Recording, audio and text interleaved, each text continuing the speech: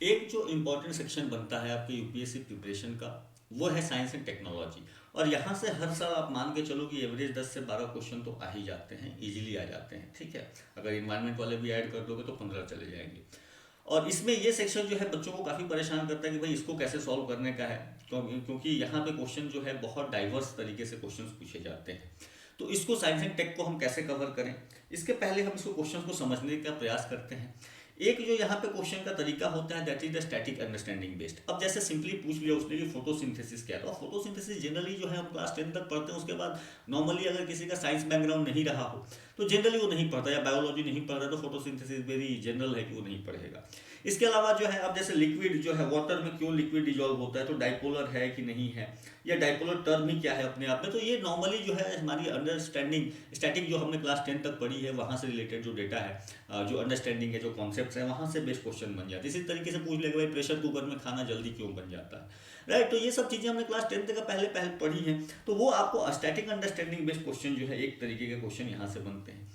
दूसरा जो क्वेश्चन बनेगा that is the acts and policies type से बनेगा क्वेश्चन। हालांकि एक्ट्स एंड पॉलिसी ज़्यादा है नहीं, तो इस फील्ड से क्वेश्चन बहुत ज़्यादा नहीं बन सकते, एक दो एक्ट्स हैं वो अपने को पढ़ लेने का है। जैसे अब इंडियन पेटेंट्स एक्ट जो है तो ये अपने को देख लेने का है, ठीक है। इंटेलेक्चुअल प्रॉपर्टी जो है उसने उस तरीके से लिंक करके पूछ बना दिया क्वेश्चन।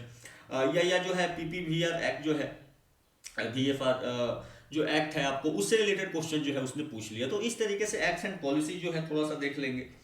इसके अलावा जो सबसे ज्यादा क्वेश्चन बन रहे हैं आजकल वो है कीवर्ड्स बेस्ड।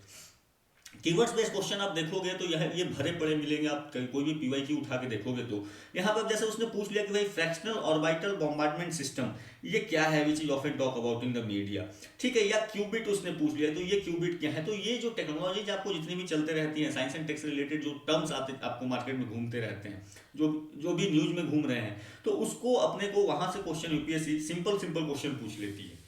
अब ये ऐसे टर्म्स है कि अगर आपको पता है तो इजी है करना, नहीं पता है तो बहुत मुश्किल हो जाएगा। जैसे अब यही क्वेश्चन आप उठा के देखो कि फ्रैक्शनल ऑर्बिटल मोमेंटमेंट सिस्टम, अगर आपको नहीं पता है तो आप इसमें कोई अंदाजा ही नहीं लगा सकते, ठीक है। मोमेंटमेंट दिख रहा है तो आप गेस भी करना चाहोगे, तो यहाँ पे हाइपरसोनिक मिसाइल है, स्पेस क्राफ्ट की बात हो रही है, मिसाइल की बात हो रही है, तो फिर इस तरीके से क्वेश्चन बन रहे हैं। क्यूबिट तो चलो थोड़ा बहुत आप गेस भी कर लो, क्वांटम से रिलेटेड है तो कुछ हो जाएगा। इसके अलावा जो एक और क्वेश्चन बनते हैं वो है एप्लीकेशन बेस्ड, कि कोई टेक्नोलॉजी है उस टेक्नोलॉजी के एप्लीकेशन किस किस तरीके से हो सकते हैं।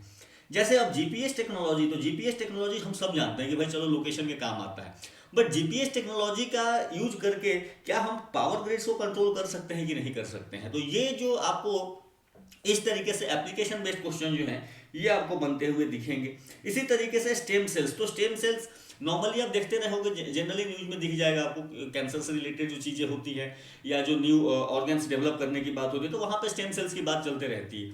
अब स्टेम सेल से रिलेटेड जो है उसने पूछ लिया कि क्या ये डिराइव हो सकता है कि नहीं मैमल से, तो ये तो स्टैटिक पोर्शन है। बट इसके अलावा जो है ये एप्लीकेशन बेस्ड क्वेश्चन उसने उसने यहाँ पे पूछ लिया। तो यही आपको इस तरीके से एप्लीकेशन बेस्ड क्वेश्चन भी ये हर हर सेक्शन से आपको मिल जाएगा, ठीक है। ये अपने को देखने का है।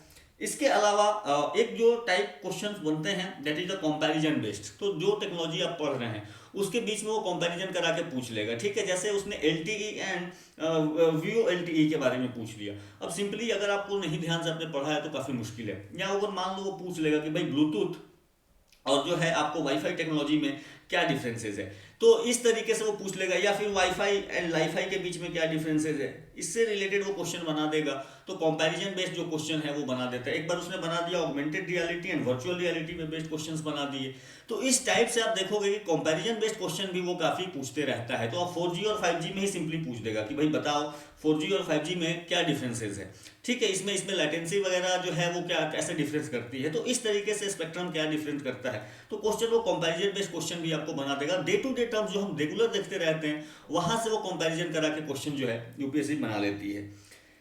तो इसको कैसे करने का है, तो अगेन यहाँ पे अलग अलग सेक्शंस में डिवाइड करेंगे, ठीक है। यहाँ पे सबसे पहला जो सेक्शन है दैट इज द स्पेस, और ये काफ़ी पसंदीदा एरिया है। तो पसंदीदा एरिया दो हैं यूपीएससी के, एक तो स्पेस है और दूसरा जो है वो है उसका बायोटेक्नोलॉजी। वहाँ से क्वेश्चन वो खूब उठाता है, ठीक है। थोड़ा बहुत इसके अलावा इसके बाद आपको आईटी एंड कम्युनिकेशन वाला सेक्शन आएगा। बट ये स्पेस बायोटेक्नोलॉजी नंबर 1 पे, स्पेस 2 पे और आईटी जो है ये 3 पे आप उसको लिख सकते हो कि इस तरीके से यूपीएससी क्वेश्चन करते रहती है। अब यहाँ से हमें क्या पढ़ना है स्पेस में आपको स्पेस से रिलेटेड बेसिक आइडिया होना चाहिए कि भाई न्यूट्रॉन स्टार्स क्या होते हैं, पल्सर्स क्या है, ब्लैक होल्स क्या है, ठीक है, एस्टेरॉइड्स क्या है। इस तरीके से जो रिलेटेड डेटा है, जो आपको कीवर्ड्स हम पढ़ते हैं स्पेस में रिलेटेड, तो उसको अपने को चाहिए कि अपना क्लियर होना चाहिए, ये अपने को करना होगा। इसके अलावा different space orbits and satellites जो है ये अपने को चाहिए कि डिफरेंट स्पेस ऑर्बिट है तो भाई लो अर्थ ऑर्बिट क्या है, मिडिल अर्थ ऑर्बिट क्या है, हायर अर्थ ऑर्बिट क्या है, जियो सिंक्रोनस ऑर्बिट क्या है, ठीक है। इस तरीके से सन सिंक्रोनस ऑर्बिट क्या है, इस तरीके के जो ऑर्बिट्स हैं वो अपने को पता होना चाहिए। और सैटेलाइट से रिलेटेड अगर कोई भी सैटेलाइट लॉन्च हो रही है तो उसमें कम से कम इतना जरूर देख लें कि वो सैटेलाइट का यूज कहाँ क्या है, कौन सी सीरीज की सैटेलाइट है। अब इंडिया के लिए इनसैट है, रिसैट है, कौन सी सीरीज की सैटेलाइट है, और साथ ही साथ उसको किस ऑर्बिट में जो है वो प्लेस किया जा रहा है। तो इतना अपने आप को सैटेलाइट से कर लेने का है, ठीक है। तो स्पेस ऑर्बिट क्लियर होने चाहिए, सैटेलाइट्स क्लियर होने चाहिए।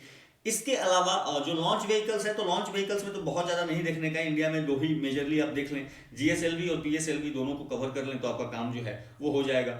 और बस ये ध्यान रखें कि भाई कौन ज़्यादा यूज होता है, कौन 3 स्टेज है, कौन 4 स्टेज है, और ठीक है कौन हैवी लिफ्टिंग के लिए यूज होता है, क्या उसका रेंज है, इसको देख लेंगे तो फिर आपका काम यहाँ से हो जाएगा।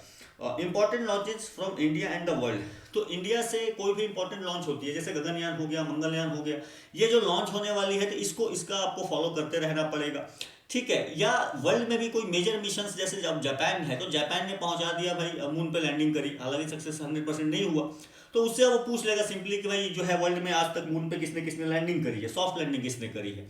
तो इसी वजह से इंपॉर्टेंट लॉन्चेस पे आप नजर बनाए रखें। इसके अलावा स्पेस पॉलिसी, इंडिया जैसे न्यू स्पेस पॉलिसी हमने लॉन्च करी लास्ट ईयर, तो स्पेस पॉलिसी रिलेटेड डेटा अगर आपको थोड़ा सा देख लें, और साथ ही साथ ऑर्गेनाइजेशन, तो ऑर्गेनाइजेशन में इसरो को तो कवर करना ही करना है, थोड़ा बहुत आप जैसे यूरोपियन स्पेस एजेंसी देख लेंगे, और नासा बहुत ब्रीफ में, इनको बहुत डिटेल में, इसरो को आप डिटेल में देख लें। इसके अलावा जो अदर ऑर्गेनाइजेशन है इसरो से रिलेटेड, मान लो कि जैसे अंतरिक्ष है, ठीक है, या आपको न्यू स्पेस इंडिया लिमिटेड है, तो ये क्या है, इन स्पेस क्या है, तो इस तरीके के जो ऑर्गेनाइजेशंस हैं इनके बीच का डिफरेंस जो है ये आपको क्लियर होना चाहिए। इतना अपने को स्पेस सेक्टर से करने का है। आगे बढ़ते हैं डिफेंस। डिफेंस से हालांकि बहुत ज़्यादा क्वेश्चंस नहीं पूछे गए हैं रिसेंटली, बट डिफेंस आपको बना रहता है, कम से कम खास करके मिसाइल सिस्टम एंड क्लासिफिकेशन ये अपने को पता होना चाहिए, ठीक है, कि इंटरकॉन्टिनेंटल बैलिस्टिक मिसाइल कौन से होते हैं। अब बैलिस्टिक मिसाइल से उसने क्वेश्चन पूछ लिया एक बार कि भाई बैलिस्टिक मिसाइल कैसे डिफरेंस है क्रूज मिसाइल से, तो इस तरीके से क्वेश्चंस जो है आपको बन जाते हैं, तो ये अपने को क्लियर होना चाहिए। साथ ही साथ ऑर्गेनाइजेशन, तो ऑर्गेनाइजेशन में थोड़ा सा डीआरडीओ को बस देख लो, और कोई रिसेंट अगर उसने टेस्टिंग वगैरह करी है तो वो देख लेने का है। बाकी तो यहाँ पे अब जैसे प्रोजेक्ट्स है, तो प्रोजेक्ट्स जो है ये इंपॉर्टेंट, अगर कोई प्रोजेक्ट चल रहा है, जैसे प्रोजेक्ट 75B चल रहा था, तो भाई ये स्कॉर्पियन क्लास सबमरीन बनाने की बात चल रही थी, उसमें बहुत सारे जो है सबमरीन्स बनाए गए 5-6, तो जो कलवारी क्लास की सबमरीन्स थी, तो उस तरीके से अगर कोई प्रोजेक्ट इंपॉर्टेंट आपको न्यूज में देखे तो इसको देख लेने का, बट ये करंट बेस्ड ही करने का है, ठीक है। मिसाइल सिस्टम को थोड़ा सा आप देख लें डिटेल में, स्टैटिक पोर्शन कवर करते हुए। Again current based new weapons developed और प्रोड्यूस्ड, तो कोई नया वेपन जो है अर्जुन टैंक, बिस्मा टैंक, इस तरीके से जो है आपको आते रहती है, तो इसको अपने को देख लेने का है कि कौन सा वेपन जो है बनाया गया। साथ ही साथ प्रोक्यूरमेंट भी अगर किसी की हुई, तो जैसे अब S-400 उसमें क्वेश्चन पूछ लिया, डिटेल में पूछ लिया, तो इस तरीके से आपको कोई नया वेपन जो है, आजकल जो एक सेक्शन आपको यूएवीज का बन रहा है, unmanned aerial vehicles, unmanned aerial vehicles आप चाहो तो अलग से ही ऐड कर सकते हो, इसके जो है एप्लीकेशन भी पूछ लेगा आपसे, ठीक है। इससे रिलेटेड आपको पॉलिसी भी पूछ लेगा, इससे रिलेटेड जो है इसका वेपन्स में कैसे यूज होता है वो पूछ लेगा, ठीक है। इसमें जो है आपको यूएवी इस तरीके से आप देखोगे कि टाइप्स क्या क्या होते हैं, तो वो अपने को देख लेने का है, तो यहाँ से यूएवी को भी आप एक जो है एक्स्ट्रा ऐड कर सकते हैं। इसके अलावा IT and communications, IT and communication तो अपने आप में बहुत बड़ा चैप्टर हो जाएगा, but still computer terminal technology and fundamentals, basic idea आपको पता होने चाहिए, ठीक है। तो आपको सॉफ्टवेयर से रिलेटेड कि भाई कितने टाइप ऑफ सॉफ्टवेयर बनते हैं, बेसिकली बहुत ज़्यादा डिटेल नहीं। आपको अगर वायरसेस होते हैं तो कितने तरीके के होते हैं, जो आपको अटैक्स होते हैं कौन तरीके से अटैक्स होते हैं, इस तरीके जो रिलेटेड डेटा है वो अपने को देख लेना है। आजकल उसमें भी खास करके आपको ध्यान रखना है क्वांटम पे, तो क्वांटम क्योंकि ये काफ़ी चलते रहता है, उससे सिंपली आपसे पूछ लेगा भाई इंडिया के क्वांटम कंप्यूटर्स कौन से हैं, उसकी स्पीड क्या है, ठीक है, या क्वांटम कंप्यूटर जो है वो आपको नॉर्मल कंप्यूटर से कैसे डिफरेंट होता है। तो इससे रिलेटेड कोई भी जो न्यू, अगेन यहाँ पे करंट बेस्ड ही ज़्यादा रहने का है, ठीक है, यहाँ पे भी बहुत डिटेल्स में नहीं जाना है, करंट बेस्ड ज़्यादा रखने का है। अब कोई आपको जैसे कोई वायरस अटैक हो जाता है, जैसे वानाक्राई क्या है, पेटिया क्या है, तो इस तरीके से अगर कोई न्यूज आपको दिख जाएगी भाई किसी ने अटैक कर दिया, कौन सा वायरस यूज हो गया, ठीक है। तो जैसे हमने बीच में देखा था ना जो क्रिप्टो अटैक्स हो रहे थे, तो उससे रिलेटेड जो डेटा है वो अपने को देख लेने का है।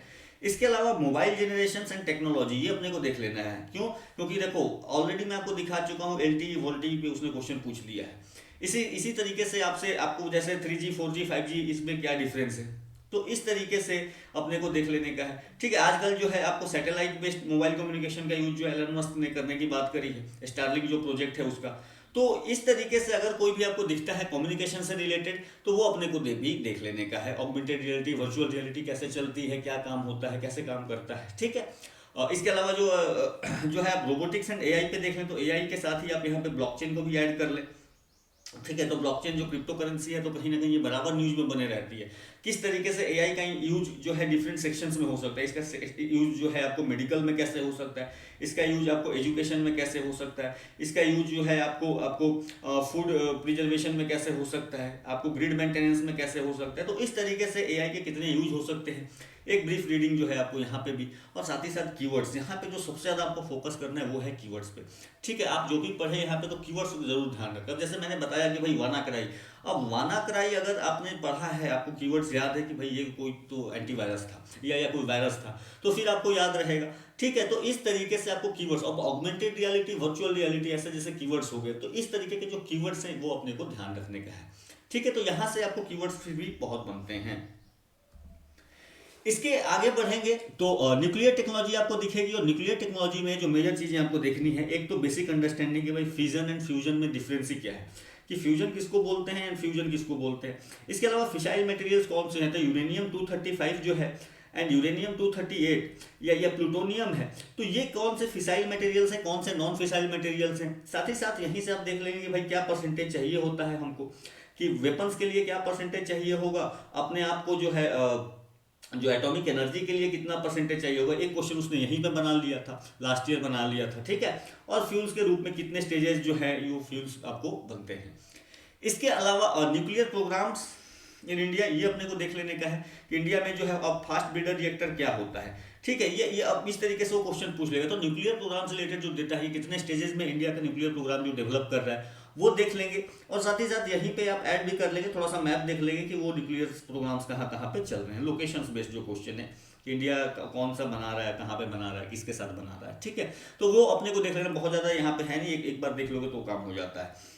इसके अलावा radiation and radio activity related कि भाई अल्फा रेडिएशन क्या है, बीटा रेडिएशन क्या है, गामा रेडिएशन क्या है। ठीक है, ये किसको पेनिट्रेट कर सकते हैं, किसको नहीं पेनिट्रेट कर सकते हैं।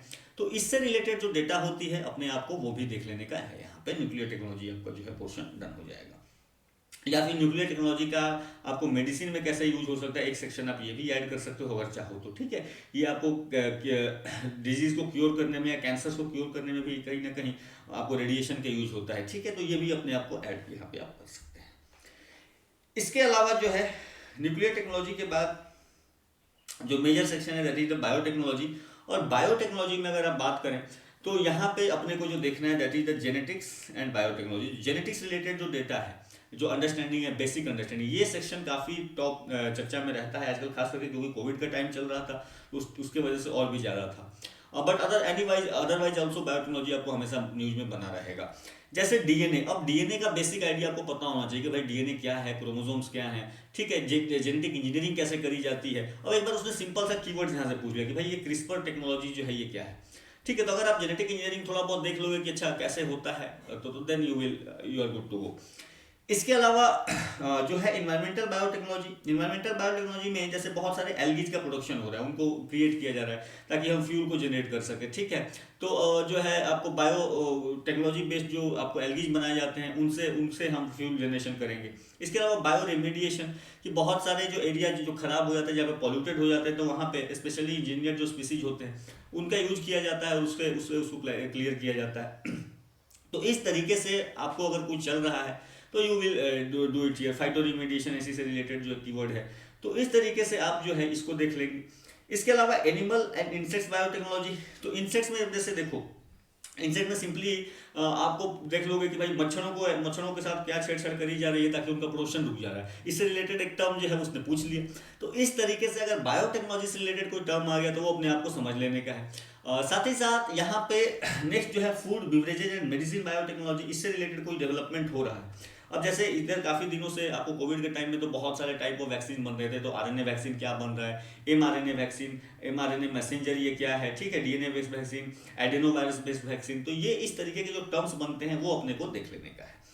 इसके अलावा classification of types of disease and vaccine, तो डिजीज जो है अब कौन सा बैक्टीरियल डिजीज है और कौन सा जो है आपको वायरस बेस्ड डिजीज है, कौन सा स्प्रेड करता है, कौन सा नहीं करता है, कौन सा जूनोटिक डिजीज है, इससे रिलेटेड जो डेटा होती है वो भी करंट में अगर कोई ज़्यादा चला हो तो उसको देख लेने का है। और साथ ही साथ वैक्सीन कि उसकी वैक्सीन अवेलेबल है कि नहीं है, ठीक है। तो जैसे एक बार उसने पूछा कि भाई हेपेटाइटिस की वैक्सीन, किस हेपेटाइटिस की वैक्सीन है, किसकी नहीं है, तो इस तरीके की जो क्वेश्चंस होंगे वो अपने को देख लेने का। इसके अलावा आप नज़र बनाए रखें, रोज कुछ ना कुछ डेवलपमेंट तो आपको चलते रहता है, बट एक बेसिक अंडरस्टैंडिंग ये मैं आपको ये सजेस्ट करूंगा, साइंस एंड टेक जो है मेजरली आप करंट पे फोकस करें। करंट पे अगर आप फोकस करेंगे तो यहाँ से आपको मैक्सिमम क्वेश्चन निकल जाएंगे, क्योंकि अगर आप स्टैटिक पोर्शन इसमें ज़्यादा पढ़ने जाएंगे तो वो काफ़ी टाइम ले लेगा आपका। तो लिमिटेड टाइम में आप यहाँ पे करंट बेस्ड फोकस करें, और करंट बेस्ड में इन सेक्टर्स पे ही फोकस करके आपको पढ़ने का है। सो this was all about the science and technology. और इसके बाद की जो कहानी है तो हम देखेंगे बाकी जो हमारे सब्जेक्ट्स बचे हुए हैं, हिस्ट्री बचा हुआ है मेजर सेक्शन में, तो उसको देखेंगे and then we are good to go कि हम कैसे स्टार्ट करें उसको, कहानी को। So this was all, so have a good day and thank you.